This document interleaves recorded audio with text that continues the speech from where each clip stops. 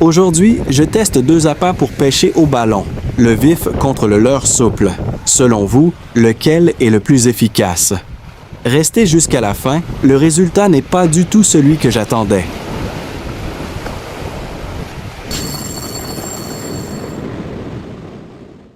Avant de pratiquer la pêche au ballon, il est essentiel de consulter les conditions météorologiques à l'avance.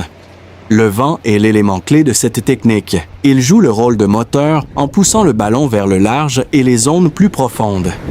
Il faut donc vérifier non seulement sa présence, mais aussi sa direction, afin de choisir un spot adapté et optimiser ses chances de réussite. Dans mon cas, le vent soufflait de l'est vers le sud, ce qui m'a permis de me diriger directement vers un spot favorable pour pratiquer cette technique dans de bonnes conditions. Pourquoi je préfère pêcher au ballon? La réponse est simple. Cette technique permet d'envoyer votre appât vers des zones inaccessibles et à des profondeurs prometteuses, là où se trouvent les prédateurs méfiants.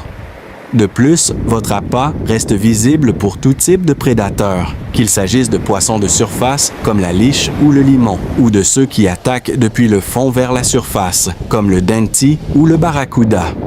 C'est aussi une méthode irrésistible, car le vif ou le leurre souple émet des vibrations qui attirent les gros poissons de loin. Et tout cela en restant tranquillement posté sur les rochers ou depuis la plage, tout en gardant le contrôle lors des grosses attaques. Passons maintenant au montage. Nicolas. Oui, Alexandre, moi aussi je préfère cette technique car les résultats sont souvent incroyables. Je me souviens encore de la dernière fois où j'ai attrapé une dorade coryphène. L'adrénaline était à son maximum. Maintenant, passons au montage. Commençons par le ballon. Gonflez-le suffisamment pour qu'il offre une bonne prise au vent. Si vous sentez qu'il est fragile, n'hésitez pas à le doubler afin d'éviter qu'il n'éclate à cause du vent ou de la chaleur du soleil. Ensuite, prenez environ 5 mètres de bas de ligne en fluorocarbone avec un diamètre supérieur à 80 centièmes, car ici nous ciblons des prédateurs puissants et souvent proches du fond. À l'extrémité, réalisez une boucle simple. Elle vous permettra de fixer solidement le montage au ballon à l'aide d'un nœud fiable. Comme ça, même sous la pression du vent et des tensions exercées, le ballon restera bien en place. Et surtout, point important, on pense toujours à la planète. Il n'est pas question de laisser du matériel en mer. Chaque élément doit être récupéré après la session. Ensuite, prenez l'excédent du bas de ligne et raccordez-le à un émerillon relié au corps de ligne. Utilisez du matériel de qualité supérieure. Ici, on ne laisse aucune place à l'erreur car on vise des poissons puissants. À l'autre extrémité du bas de ligne, fixez un petit morceau de fil d'acier d'environ 10 cm. Cela permet d'éviter les coupes dues aux dents des prédateurs. Sur ce câble, attachez un hameçon triple adapté à la taille de l'appât vif que vous allez utiliser. Nous utilisons une saupe de taille moyenne comme appât. C'est un excellent choix pour plusieurs raisons. C'est un poisson très résistant, capable de rester actif longtemps dans l'eau sans s'épuiser. Elle est naturellement nerveuse, ce qui attire l'attention des prédateurs. Oui, Nicolas, je suis tout à fait d'accord avec vous. En plus, la saupe possède aussi un corps argenté avec des reflets dorés et des lignes longitudinales discrètes, ce qui la rend très visible dans l'eau, même à distance. Elle nage de manière irrégulière et produit des vibrations naturelles que les gros prédateurs détectent de très loin grâce à leurs lignes latérales. Ma méthode personnelle pour pêcher ce merveilleux poisson est assez simple, mais très efficace. J'utilise toujours une canne ultra souple avec un sillon très fin afin de ressentir la moindre touche. C'est essentiel car la saupe est un poisson méfiant et parfois très délicat à ferrer. Côté montage, j'utilise un flotteur très léger, d'environ 2 grammes. L'objectif est que la saupe ne ressente aucune résistance lorsqu'elle s'approche et commence à se nourrir. Pour l'appât, j'utilise une pâte à base de farine, bien élastique, ce qui permet de bien la fixer sur l'hameçon et d'éviter qu'elle ne se décroche facilement dans l'eau. Plus le montage est discret, plus on augmente les chances de capture. Il existe aussi une autre méthode que j'utilise parfois. Je prends un petit filet dans lequel je place du pain, puis je le mets à l'eau. Cela permet d'attirer rapidement les saupes sur la zone et de les maintenir actives autour du poste. Maintenant, revenons à notre montage principal, Nicolas. Exactement, Alexandre.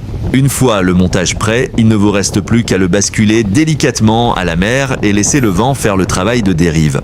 Le ballon va alors entraîner naturellement votre appât vers le large ou le long des zones stratégiques. Cependant, il ne faut surtout pas laisser faire sans surveillance. Le contrôle est essentiel. Après le lancement, vous devez constamment ajuster la tension de votre ligne. Cette tension dépend directement de la force et de la régularité du vent. Si le vent est fort, il faudra freiner légèrement pour éviter que le montage ne dérive trop vite ou ne sorte de la zone ciblée.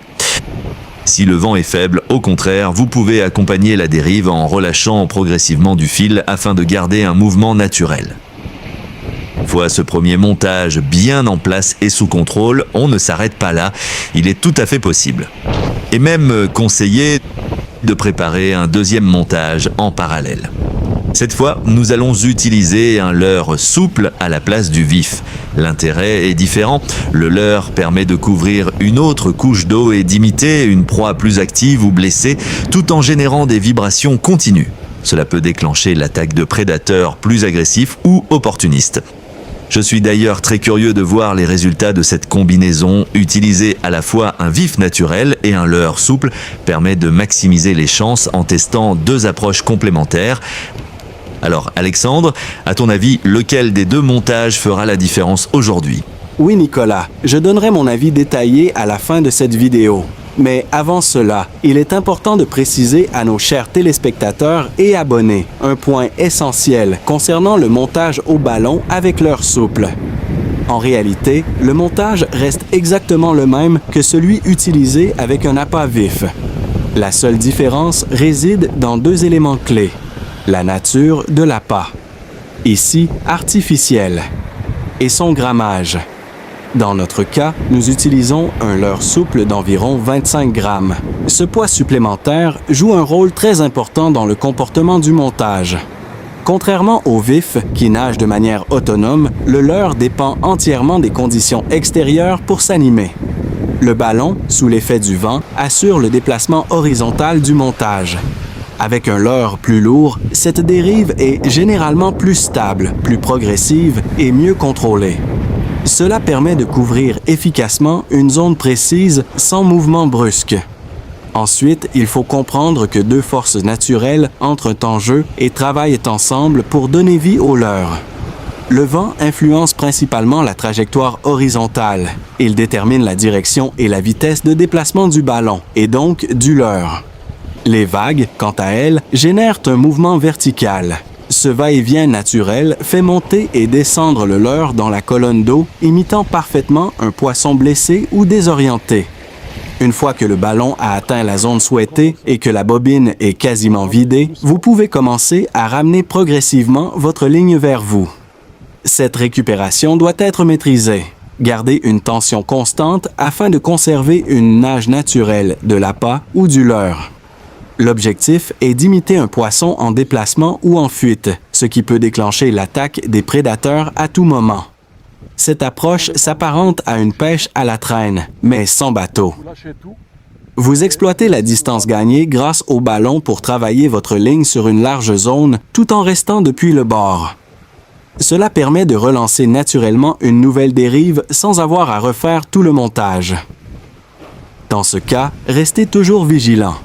Contrôlez la tension de la ligne et la trajectoire du ballon afin d'éviter les emmêlements et de garder un montage parfaitement fonctionnel.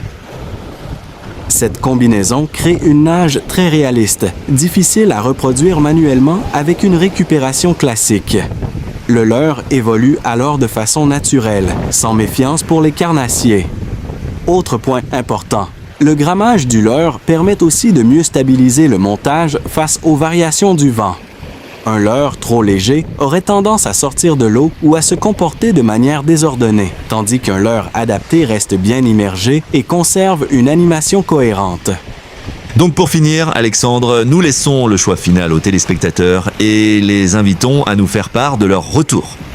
Oui, Nicolas, les deux techniques ont leurs avantages. Donc, si vous les trouvez efficaces et que vous comptez les essayer, chers abonnés, n'hésitez pas à nous faire part de vos retours. Pensez également à aimer et à partager cette vidéo, car une suite est prévue très prochainement.